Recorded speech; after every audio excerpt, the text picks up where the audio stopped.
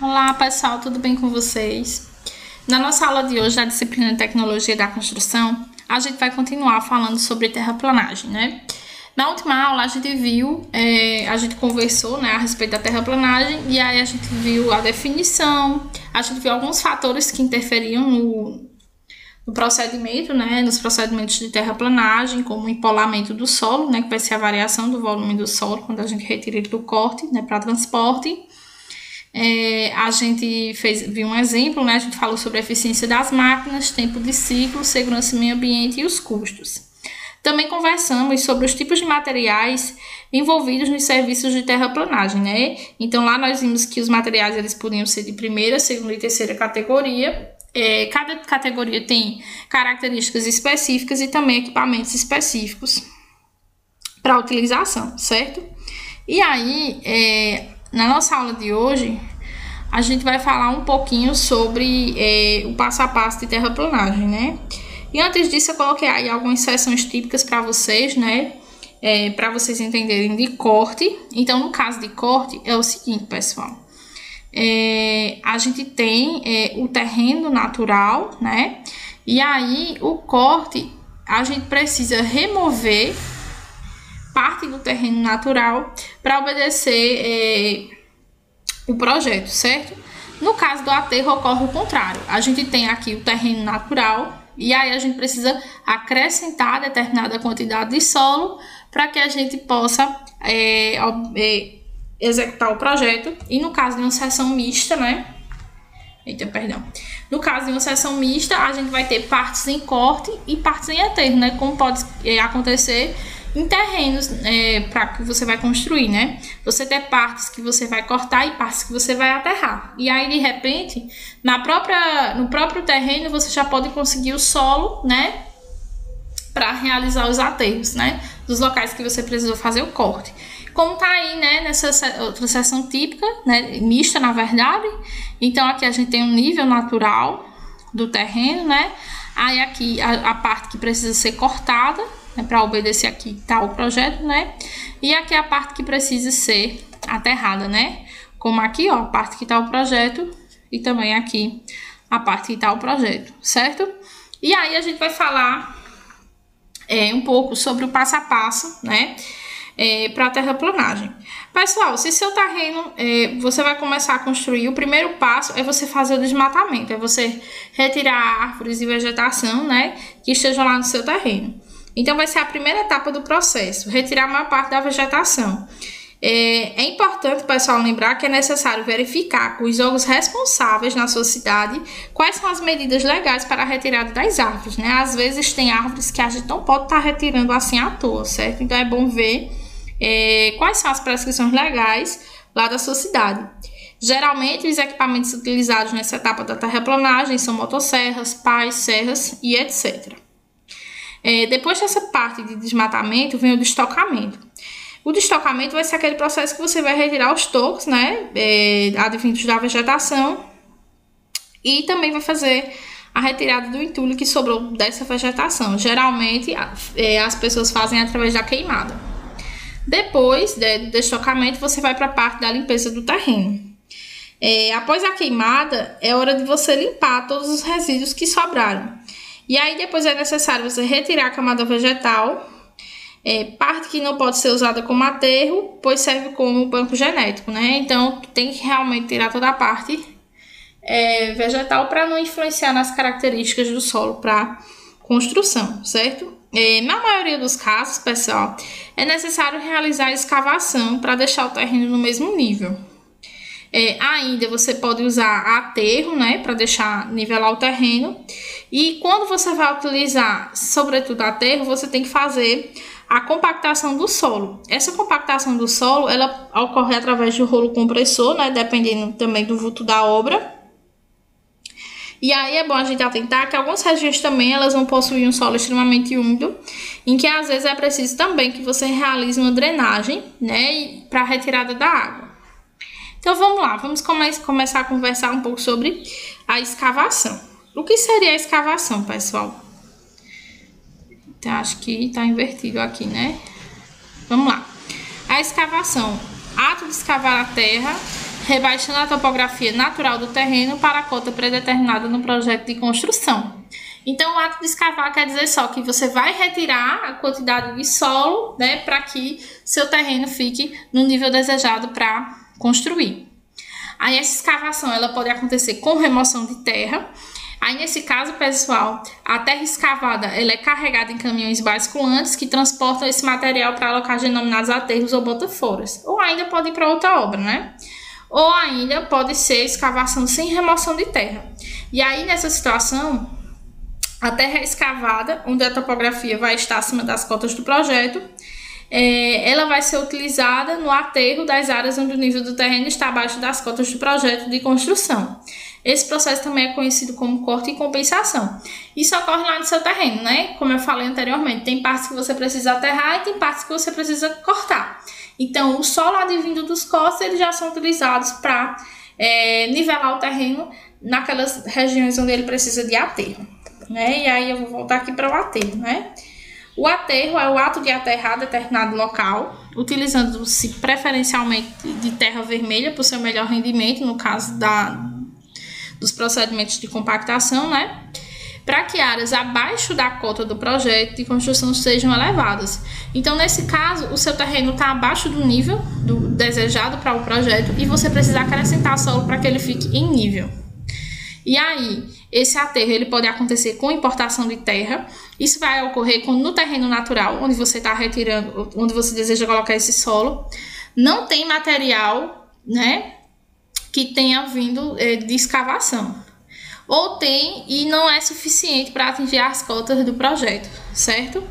Então, nesses casos, é necessário que a gente importe essa terra, né, esse solo vindo de outro terreno, cuja remoção dessa terra seja necessária, né? Então, escavei lá em um terreno, né? E ao invés de levar para um bota-fora, eu levo para essa obra que está precisando de solo para aterro. Ou ainda pode ocorrer sem importação de terra, e aí cai naquele caso de realizar corte e compensação que a gente viu nessa parte de escavação, né? E aí, a gente vai ver agora um pouquinho sobre compactação de solos, né? Não é também uma atividade tão simples, né? A gente já viu que a terraplanagem ela é composta de várias etapas. No caso da compactação do solo, ela vai ser necessária, né, quando a gente for realizar um aterro em determinado local. Esse trabalho, pessoal, ele vai diminuir a quantidade de vazios do solo, aumentar o grau de compactação, né? E também exercer uma determinada pressão sobre o solo. Para compactar, a gente utiliza de maneira geral, né, o rolo compactador. A definição desse tipo de rolo, né, tem vários tipos de rolo compactadores, mas ele vai estar ligado diretamente à granulometria do terreno que você vai compactar, ou seja, ao tipo de solo que você precisa compactar, né? E aí, antes de iniciar a compactação, você vai ter que realizar ensaios, né, de laboratório que caracterizem esse solo e aí possa identificar o tipo de solo. E depois que você tiver esses dados em mãos, né, a equipe de engenharia ela vai analisar se o solo é resistente o suficiente ou não para a construção e também, através desses ensaios, definir a capacidade do solo, né? Outra coisa interessante é que, a partir das características do solo, você vai determinar o grau de compactação ideal dele, né? Vocês sabem que o processo de compactação, o solo deve estar em uma determinada umidade, né, que a gente chama de umidade ótima, e essa umidade ótima ela está diretamente relacionada com o tipo de solo. Então, é imprescindível, pessoal, que se realizem os ensaios para obter esses parâmetros, tá certo? Então, aí eu trouxe para vocês, né, por exemplo, quando o solo ele tem uma grande quantidade de finos, né, são solos argilosos, siltosos, né, eles são bastante coesivos. E aí, nesse caso, né, para fazer o processo de compactação, você usa o rolo compressor com pata de carneiro, né? Ou pé de carneiro, como vocês estão vendo aí na figura, certo? No caso do solo, ter menor quantidade de finos, né? Ser um solo mais arenoso, ter características mais granulares, né? Como areias, pedregulhos, você vai utilizar o rolo compactador liso, né? Como esse aí da figura. E ainda você tem outras opções, né? Compactador a percussão, também solos coesivos, né? Que são aqueles solos que exibem características de plasticidade, né? Solos que têm grande quantidade de argilas ou silts, né? Então tá aí, ó. Solos coesivos. A argila é coesiva, suas partículas se aderem umas às outras. Então, uma máquina com uma força de alto impacto é necessária para golpear o solo e forçar a saída do ar, organizando as partículas. Então, nosso objetivo na compactação vai ser reduzir o volume de vazios do solo, né? E aí, quando a gente reduz esse volume de vazios, a gente também está aumentando a resistência e diminuindo a densidade, aumentando a densidade dele, né? Aumentando a massa específica. Um compactador de percussão é a melhor escolha, ou compactador de rolo vibratório, pé de carneiro, se for necessária maior produção. As partículas precisam ser comprimidas para compactar. Nesse caso, a gente utiliza em obras de menor porte, né? Ainda tem um compactador vibratório para solos granulares, né? Que eles não são coesivos e aí as partículas elas vão requerer uma agitação ou ação vibratória para se movimentar, né? Nesse caso, ele vai usar placas vibratórias unidirecionais, né? E aí essa é a melhor escolha quando o solo for predominantemente granular. Aí, pessoal, só algumas observações, né? Em geral, a compactação vai ser realizada em camadas. Por que isso é importante, né, pessoal? Porque a força aplicada pelos compactadores, ela atinge determinada espessura da camada de solo. Então, se você compactar uma camada muito espessa, né, de uma vez, você não vai estar compactando de forma adequada, certo? Então, você pode não atingir o grau de compactação que você deseja. Então, ó, um pequeno aterro de no máximo 20 centímetros de altura é realizado e logo após, caso a terra esteja seca, ela é umedecida por meio de um caminhão-pipa. Então, tá mais ou menos o passo da compactação, né? E, ao contrário, né, se ela tiver muito úmida, esse solo ele deve ser secado, né, por meio de equipamento chamado grade. E somente então que é utilizado o rolo compactador. E assim são utilizadas tantas camadas quantas forem necessárias para atingir a cota existente do projeto. Então, o que é que está querendo dizer aí? Bom, você vai realizar o processo de compactação em várias camadas. Essas camadas elas devem ter no máximo 20 centímetros de altura. Então, você vai observar se a terra, o solo é muito seco. Se for muito seco, ele deve ser umedecido até que atinja a umidade ótima, né? Então, tem uma umidade específica para cada tipo de solo, que corresponde ao grau de compactação máxima, né? Ou a densidade seca máxima também. Então, você vai acrescentar. Se o solo estiver muito úmido, você tem que dar uma revolvida nesse solo de forma que ele seque, para que você possa compactar de forma adequada. Depois que você fez isso, né? Aí sim, você vai passar o rolo compactador. E isso vai ser feito em tantas camadas quanto forem necessárias para que o projeto atinja a sua cota, né? Ou seja, por exemplo, se tiver 1 metro, então você vai fazer 5 camadas de 20 centímetros. E assim, sucessivamente, tá bom, pessoal? Então, pessoal, aí aqui eu trago algumas tabelas, né, para vocês, que eu tirei do Manual Básico de Compactação do Solo, né? Fala aí mais ou menos na primeira coluna sobre a espessura de elevação, o tipo de equipamento utilizado, né? Então, vamos dar só uma olhadinha. Então, vamos supor aqui, vamos analisar a areia, né? A areia, né, quando a espessura é de 10 centímetros, o rolo pé de carneiro com rolo vibratório, a gente viu que esse rolo aqui, ele era adequado aos solos com presença de finos, né? Então, para a areia o impacto é pobre. Já o pé de carneiro estático, rolo com grade niveladora, também pressão com amassamento, não, né? Agora, compactador de placa vibratória, rolo vibratório, pé de carneiro de rolo vibratório, a gente já vê que é excelente. E niveladora, compactador de rolo emborrachado, carregador rolo com grade, também bom, certo? Já no caso, ó, vamos olhar a argila, né? que ela é um material muito fino. Já, ó, para o rolo de pé de carneiro é excelente, né? Quanto ao impacto, pé de carneiro novamente aqui muito bom. E já essa parte compactador de placa vibratória não é tão bom. O que a gente tem que observar também na nossa obra, né? É o tipo de solo que a gente tem.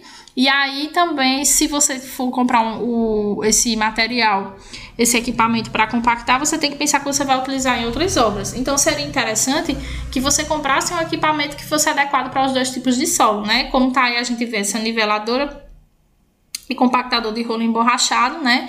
Ele atende bem aos requisitos tanto para o solo mais fino quanto para o solo mais arenoso, né? Então é importante olhar isso.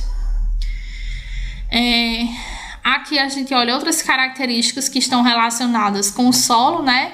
Que também vão falar da facilidade ou não para compactação. Por exemplo, areia, a permeabilidade, ou seja, a capacidade de absorver, de passagem de água, né? Média, suporte como fundação, boa, base para pavimentação, né? Pavimentação rodoviária, boa, expansível, não, né? Ou seja, expansível muda muito o seu volume quando em contato com a água, não. Dificuldade de compactação, fácil. Então, quando você tem uma obra que o solo é predominantemente arenoso, você sabe que você não vai encontrar muitas dificuldades e também que ele é adequado para obra, né? Para fundação. Aí vamos olhar a argila, né? A argila, pelas próprias características, né, do solo argiloso, a permeabilidade é nenhuma, né? Passa muito pouca água.